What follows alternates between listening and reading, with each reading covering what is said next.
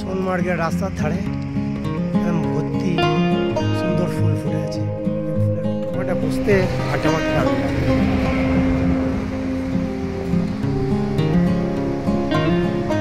নমস্কার বন্ধুরা, আবারও অমরনাথ যাত্রার তোড়জোড় শুরু হয়ে গেছে, তাই কিছু ইনফরমেশান শেয়ার করার জন্য এই ভিডিওর উপস্থাপনা। 15ই এপ্রিল অমরনাথ যাত্রা সাইনবোর্ডের তরফ থেকে অমরনাথ যাত্রার দিনক্ষণ ঘোষণা হয়ে গেছে। এবার যাত্রা শুরু হবে 29শে জুন, শেষ হবে 19শে আগস্ট। 52 দিন ধরে চলবে এবছরের অমরনাথ যাত্রা। আর এই যাত্রায় অংশগ্রহণের জন্য ফর্ম ফিল আপ বা রেজিস্ট্রেশন পদ্ধতি শুরু হয়েছে 17ই এপ্রিল থেকে।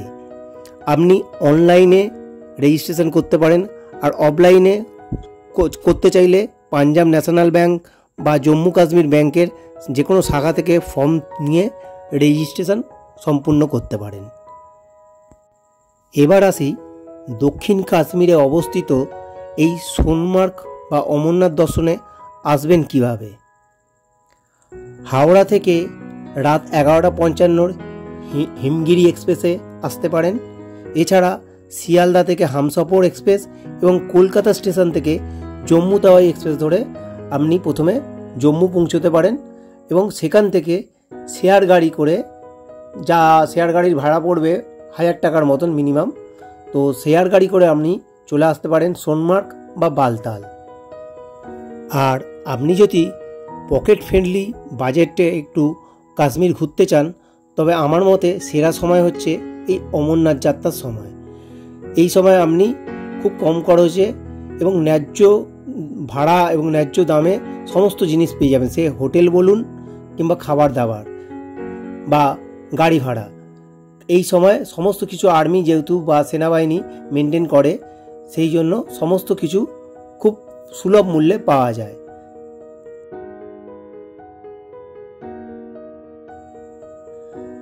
বালতালে কোনো টেন্টের ভাড়া যেখানে 500 থেকে 1000 টাকার মধ্যে আপনি পেয়ে যাবেন, সেই একই সময় আপনার সোনমার্গের যে কোনো হোটেল 2000 কমে পাবেন না, এবং 10,000 টাকা পর্যন্ত রিসর্ট বা হোটেল আছে। অর্থাৎ আপনি ইচ্ছা করলে মোটামুটি ওই সোনমার্গ থেকে 14 কিলোমিটার দূরে বালতালে থাকলে আপনি অনেকটাই টাকাও সেভ করতে পারবেন। আর সেই সঙ্গে বালতালে যেহেতু অনেক ভান্ডারা চলে, খাওয়া দাওয়া আপনি সম্পূর্ণ ফ্রিয়ে পেয়ে যাবেন। আর আপনি যদি হেলিকপ্টারে অমরনাথজি দর্শন করতে চান, তো সেক্ষেত্রে এই সোনমার্গে নীলগঞ্জ হেলিপ্যাড আছে, যেখানে আপনাকে অনলাইনে টিকিট বুক করে এখান থেকে আপনি পঞ্চতরণী হয়ে আপনি অমরনাথ দর্শন এখান থেকেই সোনমার্গের হেলিপ্যাডে সব উঠতে পারবে, কিন্তু এখানে খুব সিকিউরিটি, তাই ভেতরে ঢুকে দেখানো যাবে না।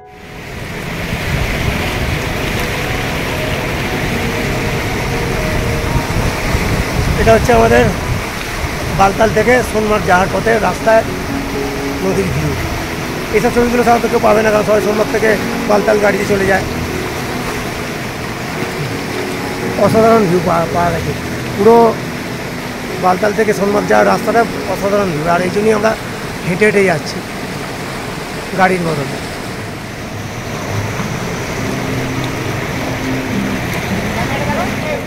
বালতাল থেকে হাঁটতে হাঁটতে অবশেষে আমরা সোনমার্গে এসে পৌঁছে গেছি। এই যে সোনমার্গে টেন্ট লাগানো আছে, খুব সুন্দর সোনমার্গের ভিউ।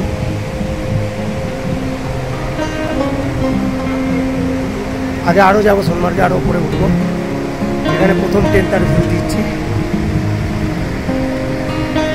আর এই রাস্তা।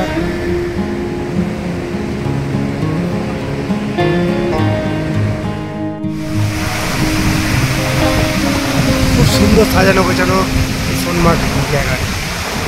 সোনমার্গের রাস্তার ধারে একদম ভর্তি সুন্দর ফুল ফুটে আছে।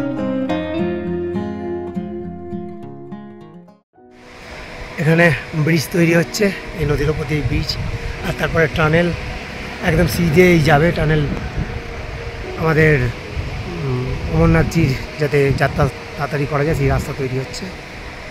আর এখানকার ভিউও অসাধারণ সুন্দর। এই যে নদী চলেছে, সামনে পাহাড় আর ভ্যালি, নদী পাহাড় ভ্যালি একসঙ্গে আসছে। আর ওই আইল্যান্ডটা দারুণ দেখতে লাগছে, ওদিক দিয়ে নদী বয়ে চলেছে আর মধ্যিখানে গাছ, ওখানটা বসতে আড্ডা মারতে দারুণ লাগে।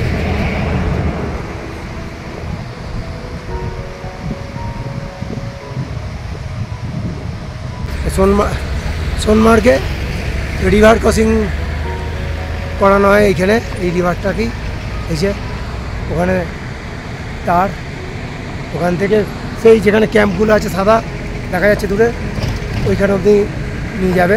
আমি नीचे গিয়ে জানবো ক টাকা নেবে। रिवर क्रॉसिंग एक आदमी का कितना पड़ता है? 400 रुपया। यहाँ से वहाँ तक जाएगा 400 টাকা করে পড়ে একজনে। সোনমার্গের হোটেল,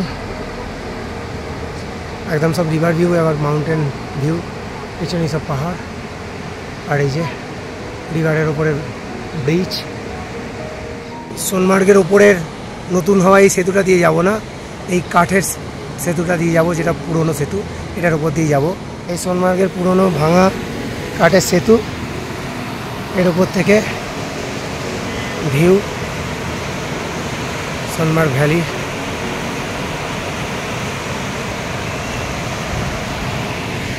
আর এই হচ্ছে নতুন সেতু, আর তার পিছন দিকে মাউন্টেনের ভিউ।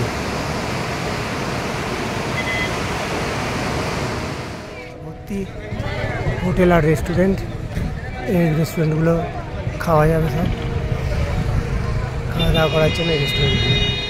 সোনমার্গের কিছু রিসর্ট,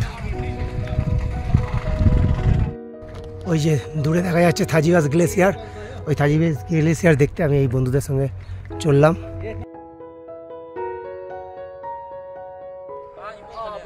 সোনমার্গের এই থাজিওয়াস গ্লেসিয়ার দেখতে যাওয়ার পথে পোস্টার টাঙানো আছে যে কী কী বন্যপ্রাণী আছে এই জঙ্গলেতে, তার ছবি দেওয়া আছে। থাজওয়াস ওয়াইল্ড লাইফ সেঞ্চুরি আর এই গ্লেসিয়ার দেখতে যাওয়ার রাস্তা। চললাম, দেখাচ্ছি আগে গ্লেসিয়ারের ছবি। আর এই থাজওয়াস ওয়াইল্ড লাইফ জঙ্গল। আপাতত গরুই দেখতে পেয়েছি, ঘাস যে হচ্ছে। সেঞ্চুরি গেট ওই সামনে, আর ওখান থেকে উল্টো দিকের মাউন্টেনটার অসাধারণ ভিউ। ক্যামেরায় তো অল্প একটুখানি দেখতে পাওয়া যাচ্ছে, কিন্তু অসাধারণ সৌন্দর্য। যারা থাজওয়াস ঘোড়ায় করে দেখতে গেছিল তারা ফিরছে। ঘোড়া 1000 টাকা নেয়। থাজওয়াস গ্লেসিয়ার, সত্যম শিবম সুন্দরম, রামতেরি গঙ্গা মাইলি, বজরঙ্গি ভাইজান, আরও কয়েকটা ফিল্মের শুটিং স্পট, 4টে শুটিং স্পট প্লাস এই থাজওয়াস গ্লেসিয়ার দেখাবে। ঘোড়া ছড়ার রাস্তা ওই সামনে দিয়ে ঘুরে ঘুরে আমরা শর্টকাট মারছি। এই যে শর্টকাটের রাস্তা, একদম সিধে খাড়াই উঠে যাচ্ছে শর্টকাট, আমরা শর্টকাটে মেরে উঠে যাচ্ছি। জঙ্গল অনেক ঘন আছে, আর পাইন গাছগুলো কত বড় বড় একদম।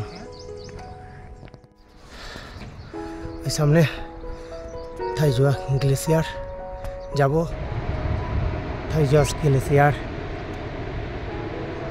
আর এই যে ঘোড়ায় করে সবাই গিয়েছিল। সোনমার্গে এলে অবশ্যই থাইজোয়াস গ্লেসিয়ার দেখতে আসবেন। এই যে নদী চলেছে, থাইজোয়াস গ্লেসিয়ার থেকে बेराना सृष्टि हवा नदी। कहाँ पर है अभी? हम पहाड़ी पे। कौन सा पहाड़ी पे है ये? थाईजुआ, थाईवास पहाड़ी के ग्लेशियर पे है ना? हाँ। और वहाँ पर ऊपर तुम्हारा घर है? हाँ। और ये जो नदी है इसका नाम है कोई? हाँ। क्या नाम है? इसका नाम सोनामार्ग। सोनामार्ग है। अच्छा, इसी के नाम से वो वैली बना है सोनमार्ग। भाईजान की वीडियो इधर ही हुई थी। हाँ। इधर कहाँ पर हुई थी? आगे आगे उधर हुई थी। ये तो পুরো ভিউটা দেখিয়ে দিই।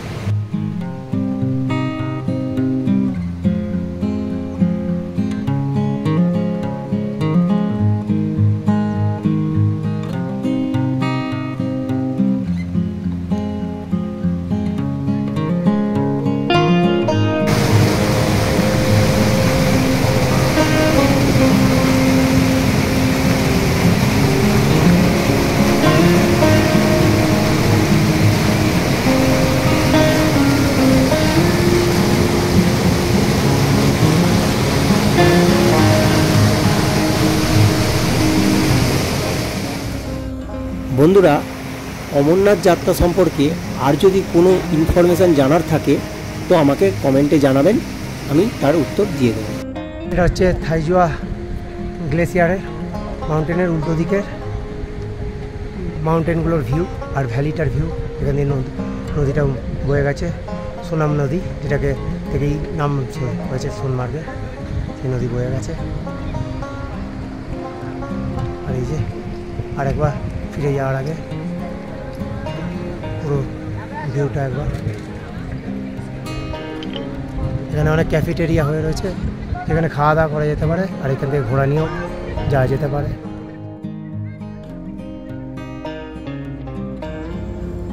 বন্ধুরা, খুব তাড়াতাড়ি ফিরে আসবো কোনো এক বরফের দেশের ঘোরার অভিজ্ঞতা সঙ্গে নিয়ে।